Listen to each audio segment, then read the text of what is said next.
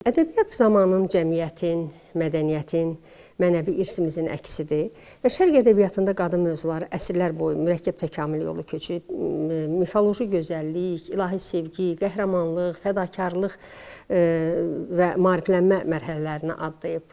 Bu baxımdan danışalım. Təşəkkür edirəm. Əvvəla mən şərq ədəbiyyatı haqqında məlumat vermək istəyirəm. Şərq ədəbiyyatı zəngin fəlsəfi düşüncəsi, yüksək bədii dəyəri və humanist ideyaları ilə dünya mədəniyyətinin ən qiymətli xəzinələrindən biridir. Şərq ədəbiyyatı minilliklər ərzində formalaşmış fəlsəfi düşüncəni, mənəviyyatı, əxlaqı, sevgi və insanın daxili aləmi kimi mövzularda xüsusi diqqət yetirmişdir.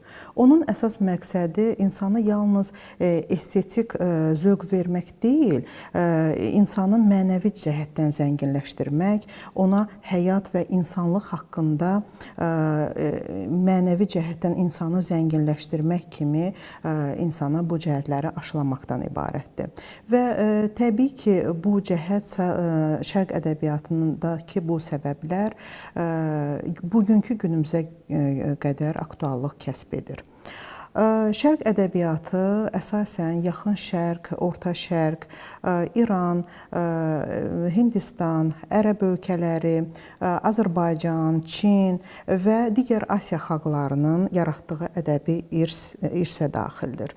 Şərq ədəbiyyatının kökləri qədim dövrə gedib çıxır və ilk yazılı nümunələr qədim Mesopotamiya, Çin və Hindistan mədəniyyətində yaranmışdır.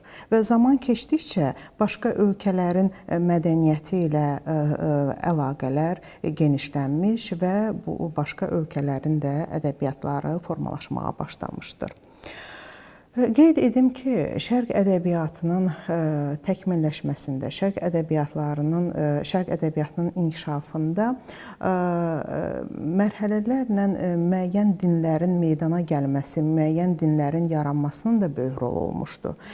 Qeyd edək ki, istər İslam dini, istər Buddizm, istər Hinduizm kimi dünya görüşləri ədəbi əsərlərin məzmununa güclü təsir göstərmişdi.